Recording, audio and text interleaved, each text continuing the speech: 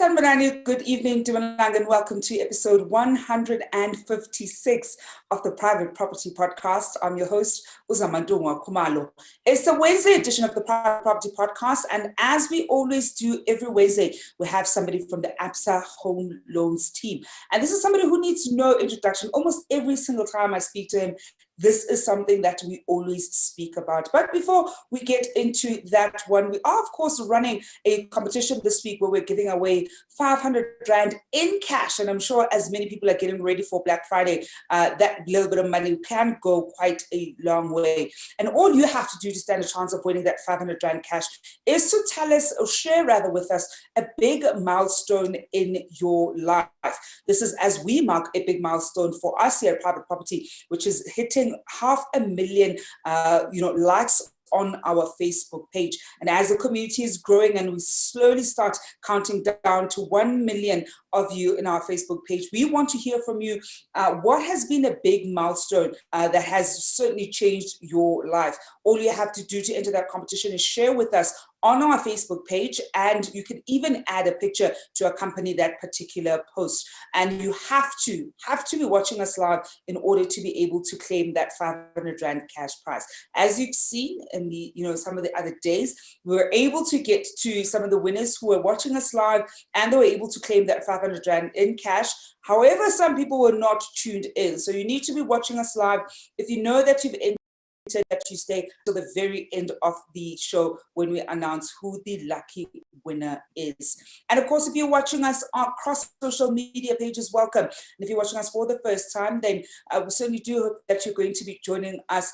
You've missed out on quite a lot of great content, so do go back to old episodes to catch up on some of the amazing content that we have shared with you here on the Private Property Podcast. One of the other things with the Wednesday is that we also have the first time home buyers show. So shortly after this particular podcast, you'll be able to join ST Classen on the first time home buyers show, and that is at 7:45. That's certainly something that you don't want to miss out. Now, to get into this evening's conversation, I'm speaking to Muziwakhe Zim, who's a manager of analytics at Absa Home Loan, and we're going to be unpacking Absa's Q3 homeowner sentiment index. A lot of you, of course, who are regular viewers would have us doing Q1 and Q2. But for those of you who are catching this one for the first time, we also want to find out what exactly is a homeowner sentiment index. Why is it so important for us to be able to measure it? What exactly are they even measuring before we get into what Q3 looks like? Muzi, good evening, and thank you so much for joining us this evening. Good evening, Zama. Good evening to your listeners. Thank you for having me. And I think a good starting point, Muzi, and thank you so much for always agreeing to come back. I always say it's always great to have the analytics people. I mean, oftentimes, Muzi and I will speak off air about some of the numbers, and it's always so fascinating to just get a nice snapshot of the data behind home loans and our home loan journey. And this is part of what they would essentially be doing, because they're looking at the data side of things. But Muzi, before we look at some of what the data has said and the results of this particular index, perhaps share with our viewers at home what exactly a sentiment index is and what are you measuring? The Absa Homeowner Sentiment Index is an index we've been running since 2015. And the idea is to measure overall confidence in the residential property space, and we actually ask individuals directly. So these are the people that are going to be making the buying and selling decisions. And what the sentiment ultimately measures is how confident, or are you confident in the South African property market. We also then, while we have the respondent on the phone, we also then measure 5 sub-indices as well to just give us that additional insight to understand their feelings around things like buying property, selling property, investing, renovating, and renting versus owning.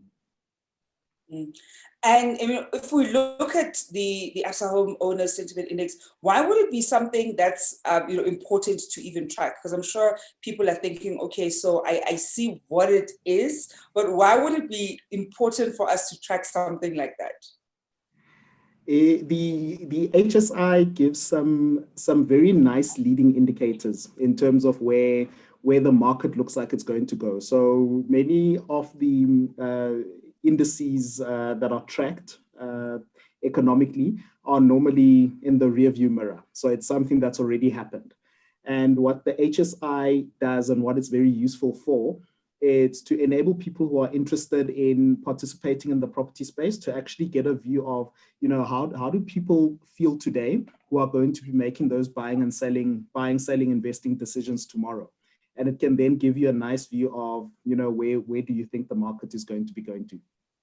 So Muziwakhe, we've spoken about Q1, Q2, and now having a conversation about Q3. And I remember one of the things that was an interesting highlight was Q1 was, of course, pre-lockdown.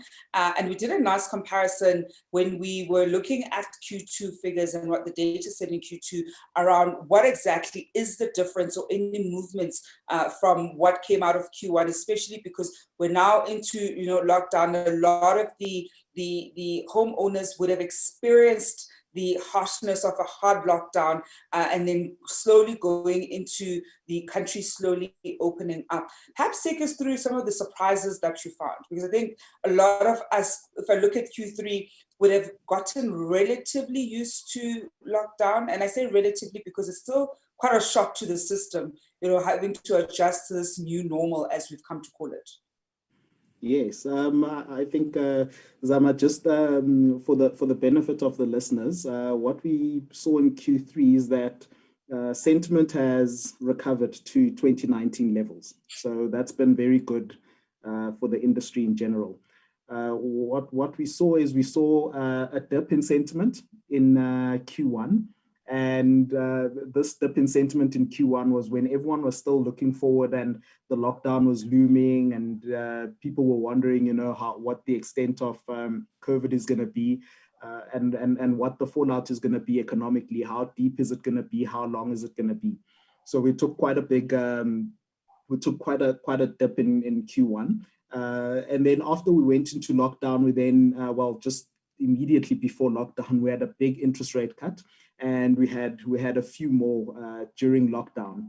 And during Q2, what then happened is overall sentiment recovered a little bit, and in Q3 we've seen that trend continue, and we're now sitting at 76%, which is where we were sitting late last year.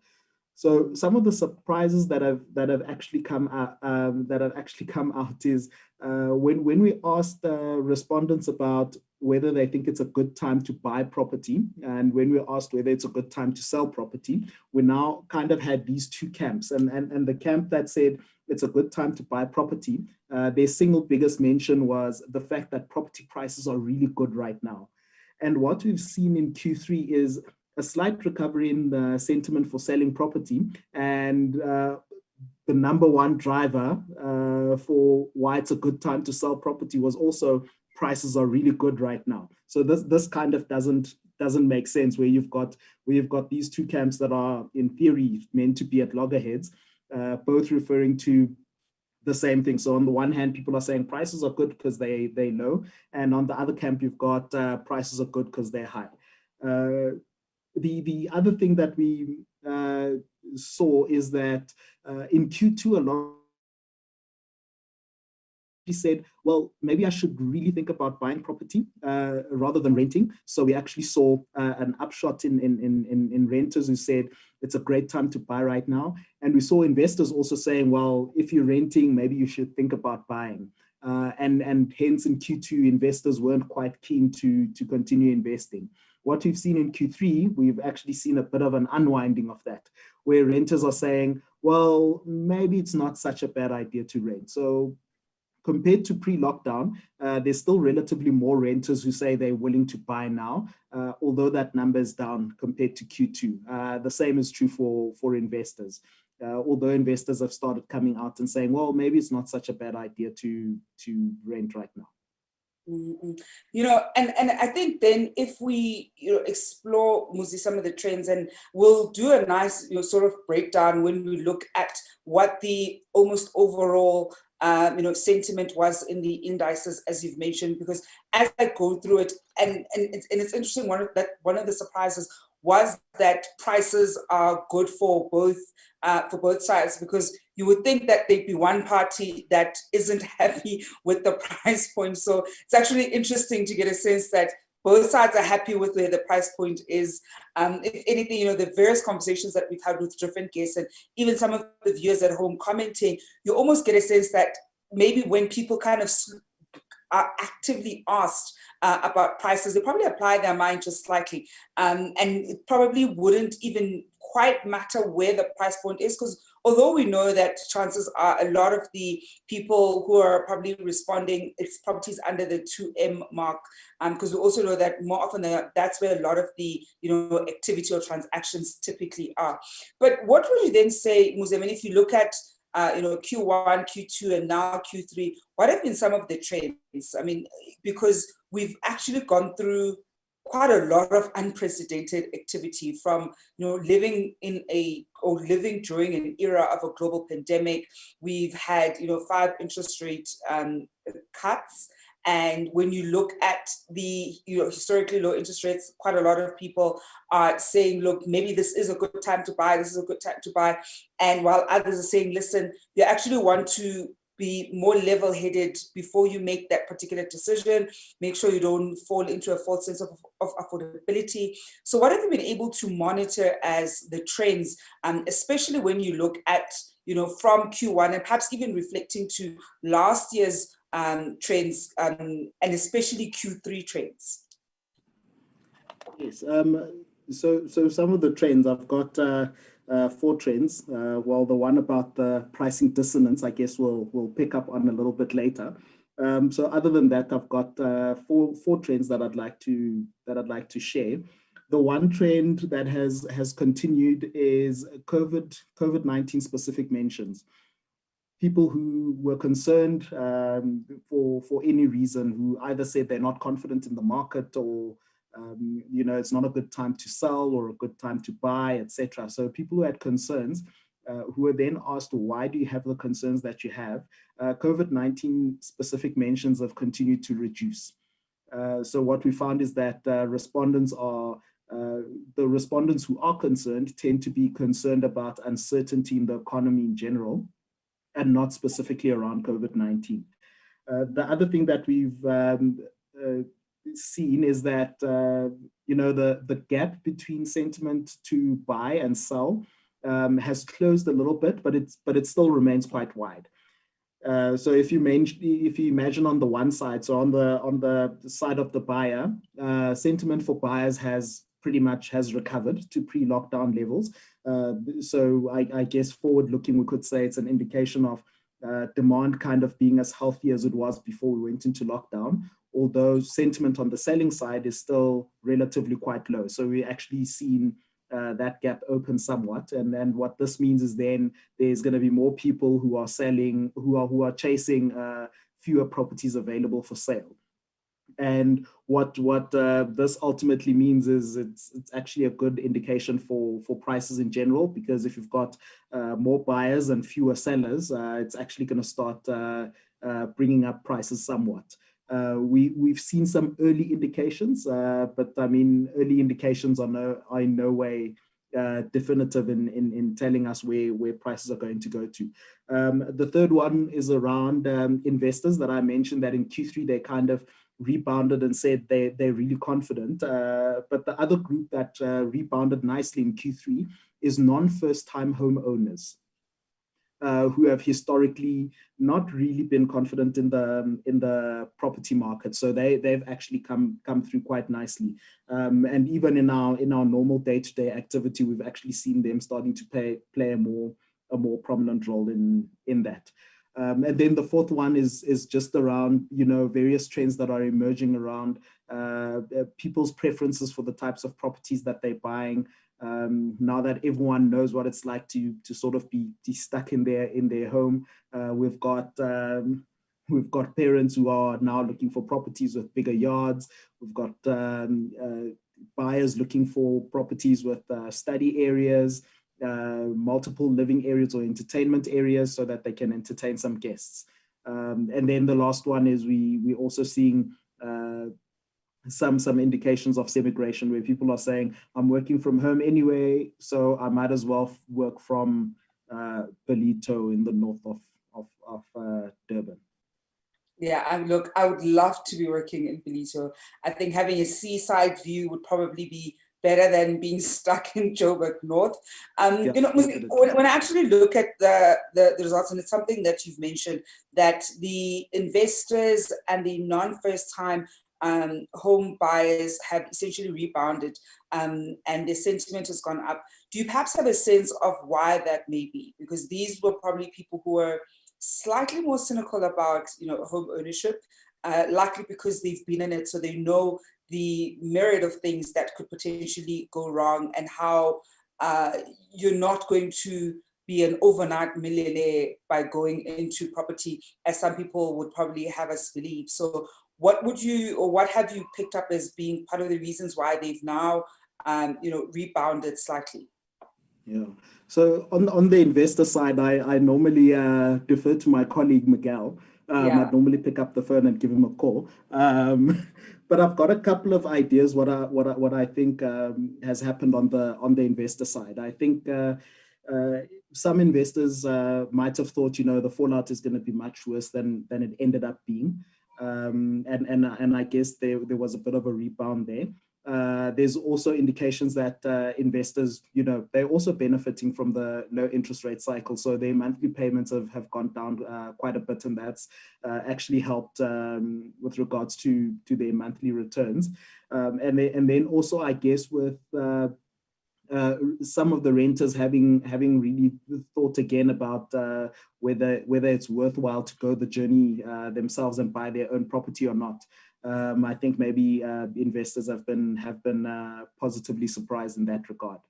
With regards to non-first-time homeowners, I think the one thing is around this increased demand by buyers has been a really good news story for people who currently own property. So I suspect a lot of people who might have been struggling for quite a bit to move property, I think some of them might have been able to, might have actually been surprised with regards to the number of offers that they've received and how quickly that they were able to sell their property. And I think with those early indications, it's kind of given homeowners a new lease in life. And I suppose the other thing is around non-first-time homeowners who have been thinking about upgrading their existing properties. The low interest rate cycle has also given them an opportunity not just to kind of buy that property that they wanted, but it's actually enabled them to aim a little bit higher in some instances, and buy that 4-bedroom property instead of the 3-bed that they were aiming for. I'm in conversation with Muziwakhe Zim, who's the manager of analytics at Absa Home Loans. As we always do every Wednesday here on the Private Property Podcast, where we speak to somebody from the Absa Home Loans team. And this evening, we're looking at Absa's Q3 Homeowner Sentiment Index. Of course, this is something that we've covered when we looked at the Q1 and Q2 results. And it is quite interesting to see what Q3 developments are. And something that I want us to touch on after the break, Muzi, property is the sentiment of buying rather than renting, because I see that that's also, quite high. It's higher than even where the sentiment was in Q1 of, last year. If anything, it's actually been the highest in quite a long time. So that's something that I'd also like us to explore, and potentially why that may be the case. If you have any questions and comments with this one, do send them through. And of course, if you, are a homeowner yourself, whether you're buying or you're selling, are an investor, perhaps you're a non-first-time homeowner, what has been your sense with the property market? I mean, are you feeling more optimistic about where we are in the property market right now? Or are you thinking, you know what, let me be conservative, let me not add another property into my property portfolio and kind of see what's going to happen? Or is this the opportunity that you want? Or is this rather the time where you want to add that particular property because you want to take advantage of the historically low interest rates? We're going to go for a quick break, and when we come back, we'll be exploring these and more of the Q3 results of the Absa Home Sentiment Index. We'll be back just after this.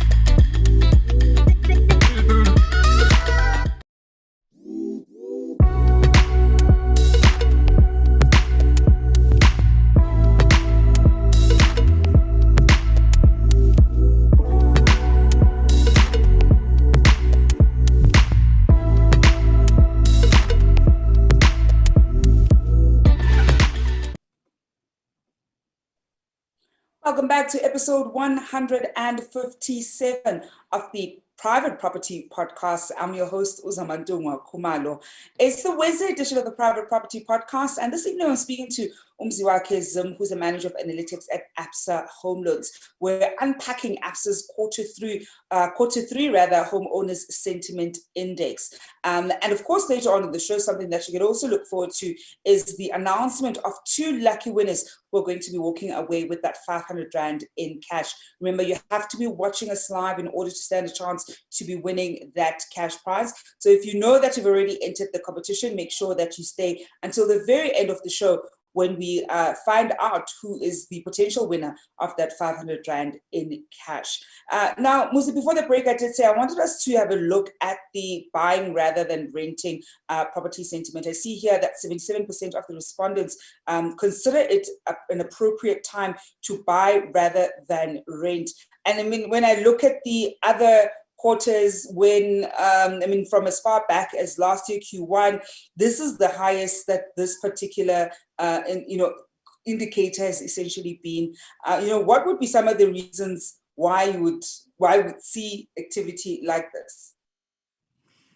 Yeah, so Zama, the low interest rate cycle, I guess, has kind of been the common theme or the prominent comment by respondents over the past 2 surveys that we did. I'd just like to maybe take that number and maybe double click and separate out the types of respondents that we had. So we kind of look at it in terms of those who are currently renting and investors. I think that for me is always the most interesting one to look at, to say, how did those 2 groups actually respond? And then the other 2 groups that we've got is the first-time homeowners and the non-first-time homeowners. What's actually happened with this indicator is that the first-time homeowners and the non-first-time homeowners are actually first and second when it comes to this particular indicator. They are saying, definitely buy, don't rent. And their responses have actually pulled up this indicator quite a bit. What's happened with the renters and investors, and I'll loosely refer to them as the renters and the landlords. What happened in Q2 when we had the interest rate cuts, both of these groups actually, they went quite aggressive and they said, yes, definitely buy, don't rent right now. And what's happened in Q3 is that both of these groups actually came down a little bit. Investors having come down a fair bit more than what renters have. And I think it's just that whole thing of there was quite a lot of expectation in Q2, just around both landlords and tenants feeling like, now's the time to actually take the plunge. And for some reason, the sentiment amongst those two groups has come down slightly. Although I don't want to leave everyone with the impression that the numbers are down to where they were pre-lockdown. So with all four groups, everyone still believes it's better to buy than to rent, or feels more strongly so than they did pre-lockdown. But where we sit in Q3 is that the guys who feel most strongly about that are the first time and the non-first time homeowners, which is actually good, because it kind of gives you the sense that those who currently sit in their own homes they're quite happy with the decision that they've made. We've got a comment here coming in from Melissa Hyman on our Facebook page, who's saying, "Hi guys, love your podcast, saving up to become a first-time homeowner." Thank you very much there, Melissa, and all the best saving up to be a first-time homeowner. And I'm sure that you're also going to learn a lot, not just from the private property podcast, but also from the first time home buyers podcast that you're able to tune into right after this podcast. Now, Muzi, I mean, one of the things, and we've already slowly started touching on it when we even looked at the difference of people who are saying, buy rather than rent. What have been some of the changes that we've seen from Q1 to Q2? Especially as I was saying earlier, I mean, we're now getting used to life as we currently know it, and people's views are, almost changing to adjust to that relative norm.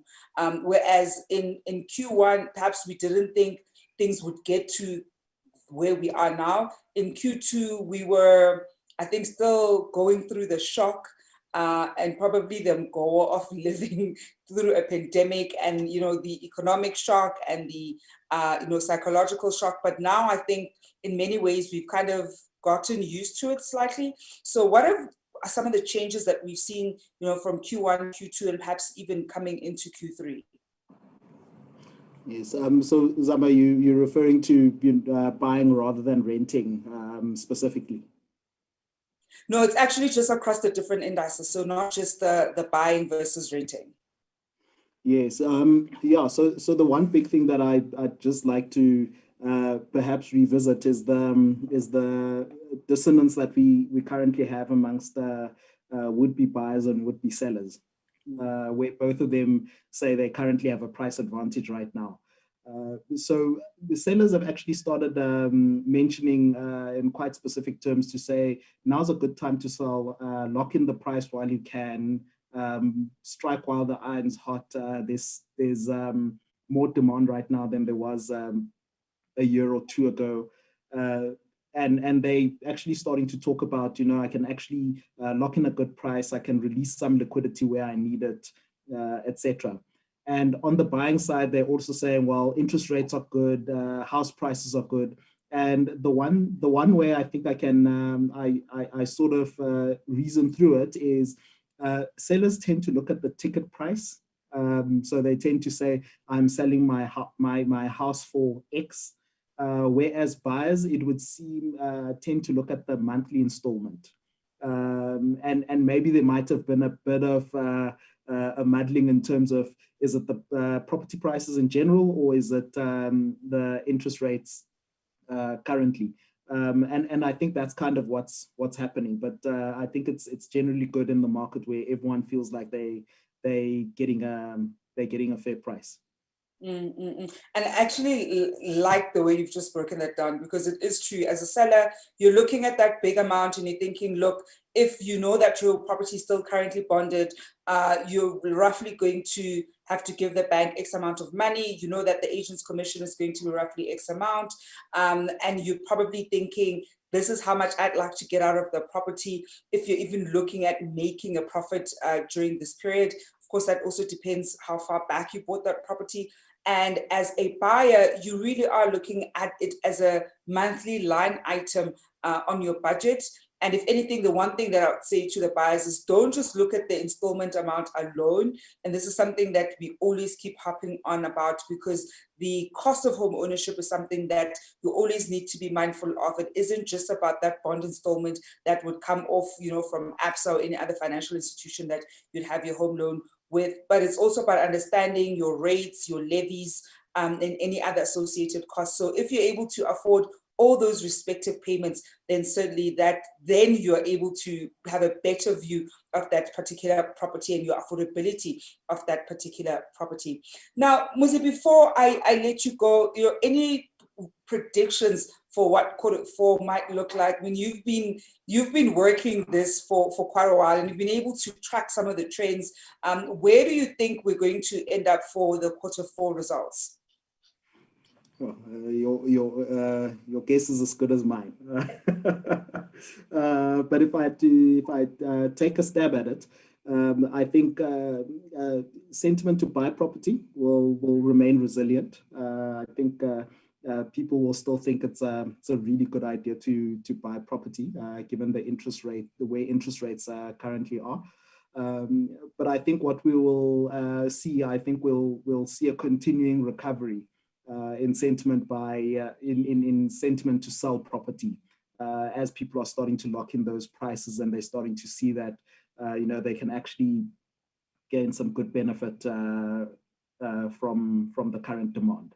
So I guess that's my prediction. Buying sentiment will kind of be flat, and selling sentiment will go up as we start achieving good prices on sales. Well, I already know that we're going to have you back the moment Q4 results are out, and really that's probably going to be in the new year, and we'll see whether your predictions were in fact spot on. But thank you so much for joining us again, Muzi. Thank you very much for having me, Zama, and have a good evening. Thank you very much. And that is Muziwakhe Zim, who's the manager of analytics at Absa Home Loans. We're, of course, going to be speaking to somebody else from the Absa Home Loans team next week, Wednesday, as we do every single Wednesday. We're going to go for a quick break. And when we come back, we will be announcing those 2 lucky winners of the 500 Rand cash prize. We'll be back just after this.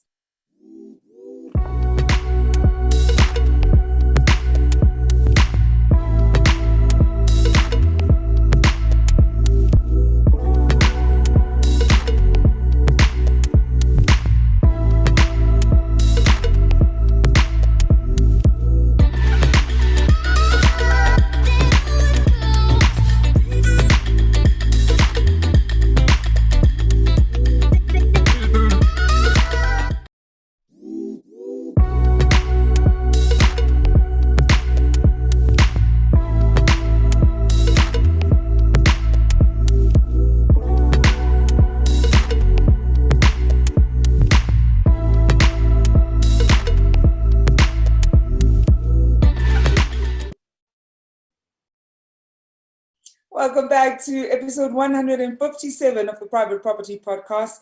As you can tell, I was having a great chat with Umuzi offline, and I have to wrap up our conversation so we can come back to do that 500 Rand cash prize giveaway right here on the Private Property Podcast. I do hope that if you've entered the competition, you're still watching so that you're able to stand a chance of walking away with that cash prize. Remember, the only way you can claim your prize is to be watching us live. Make sure that you raise your hand so that the team can see you, and that's how easy it is to walk away with the prize. Now, the first potential winner of the 500 Rand cash prize goes to Entle Beauty.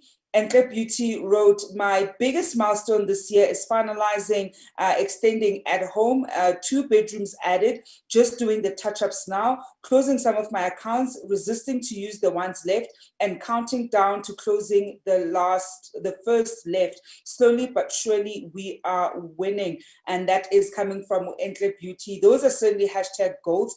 Absolutely love it. Extending Ekhaya is always such a great achievement and such a great milestone. And I'm so glad that you're also wrapping up that, because I know how stressful that kind of project typically is.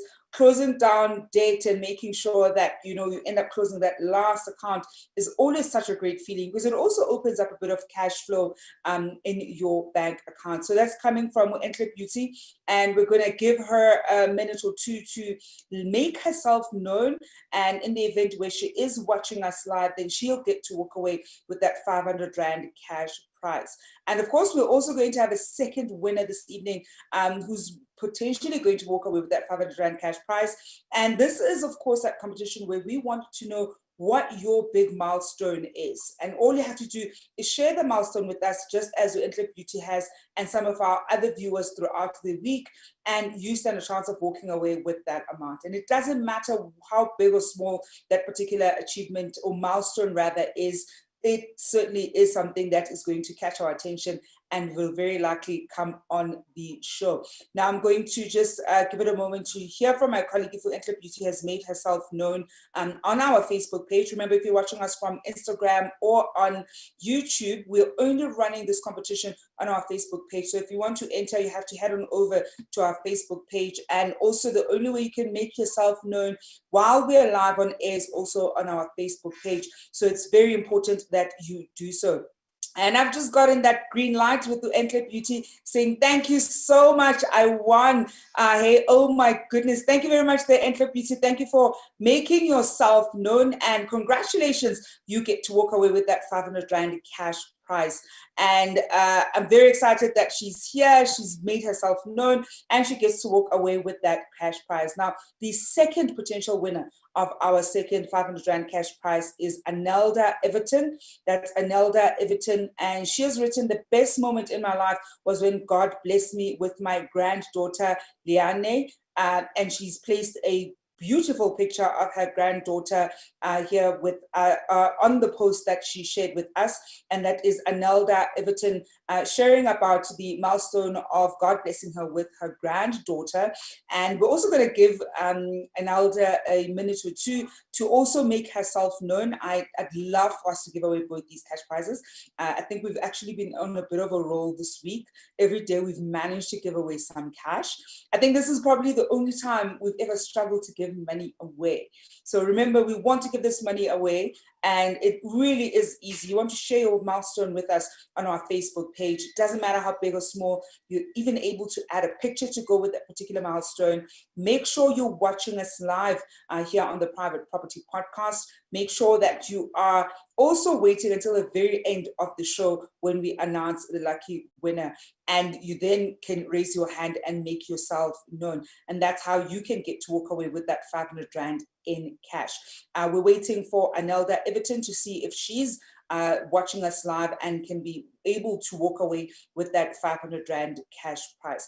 And while we wait for her, I certainly want to, share about what you can expect on tomorrow's show. So tomorrow's, it's Thursday. We're going to be having episode 158 here of the Private Property Podcast. And I'm going to be in conversation with Ukhoshi Sasa, who is the CEO of Muziwakhe Valuers. And we're going to be looking at understanding the different property valuation methods.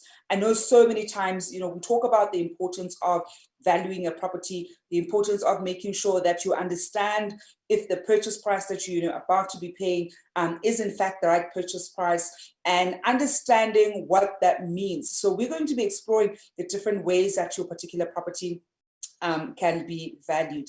And I think we're also going to give it one last minute, just waiting for my colleagues to let us know about Anelda Everton, if she is watching us live. And of course, then she can get to walk away with that 500 Rand cash prize. And as we always do, I don't know if so many of you have seen this one. And I was even asking, you've seen this one on our Twitter page, where we always keep the conversation going. We're sharing good little snippets of some of the conversations that we're having here on the Private Property Podcast.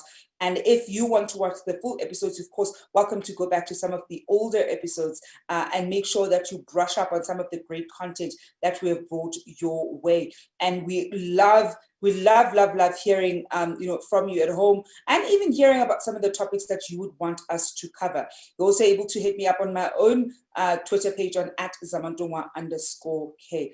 Now, my colleagues have let me know that unfortunately, Anelda is not watching us live, so she won't be able to walk away with that 500 Rand in cash, which means that we'll probably have an extra 500 Rand cash prize for tomorrow's episode. So do make sure that if you enter the competition, must be watching us live on air. It really is that simple. And in the event where we choose your host, you make yourself known and seen, and that's how you get to walk away with the money. Well, folks, that's it for me, Zamantungwa Khumalo, and the rest of the team here on the Private Property Podcast. We're back on your screen tomorrow evening at 7 p.m. But this evening, I do not leave you alone. Just following this podcast, you're going to be joined by Essie Clausen for the First Time Home Buyers Show. And she was going to be speaking she's going to be speaking to Utabiseng Matop, and they'll be looking at the lessons from the first time home buying experience at the age of 22. So if you're under the age of 25 and you're probably still feeling slightly intimidated, well, this is a podcast that you do not want to miss out. Well, that's it from me this evening. Thank you very much for tuning in. I'll be back on your screen tomorrow evening at 7 p.m. Until then, hope you're staying home and staying safe.